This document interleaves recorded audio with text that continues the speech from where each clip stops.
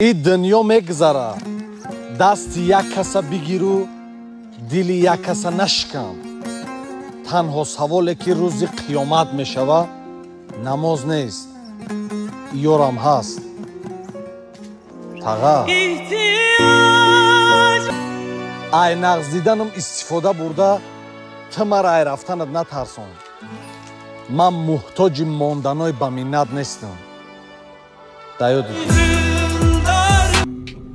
یا سخن درباره دوستی کنم اگر در دوستات خیانت کردی یا شکست خوردن و تو خرسان شدی دان که پسترین آدمی روی زمینی تشکر به دقت